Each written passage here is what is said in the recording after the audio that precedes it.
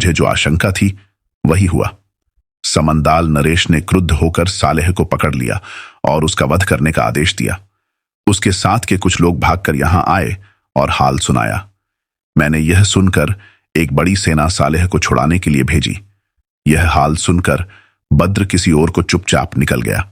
उधर सालेह समंदाल नरेश के बंधन से निकल भागा और अपनी थोड़ी सी सेना से समंदाल के बादशाह को हराकर उसे कैद कर लिया।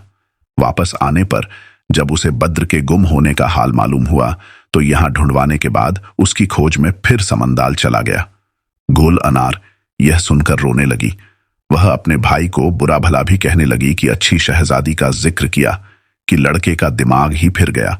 उसकी मां ने कहा, इसमें संदेह नहीं कि सालेह को चाहिए था कि जवाहर का उल्लेख तुमसे करते समय सावधानी बरतता कि बद्र को यह मालूम ना हो पाता, किंतु अब तुम चिंता न करो, वह बद्र को जरूर ढूंढ निकालेगा।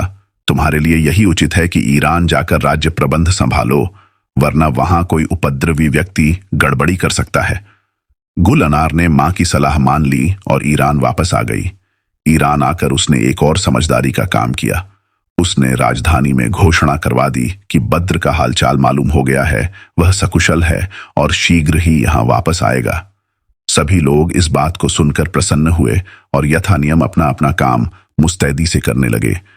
अब बादशाह बद्र का हाल सुनिए।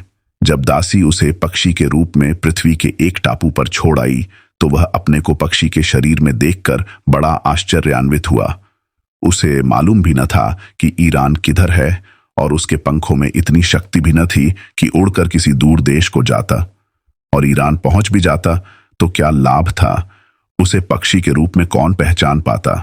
मजबूरी में उस द्वीप के फल और दाने खाता रहता और रात को किसी डाल पर बैठकर सो जाता।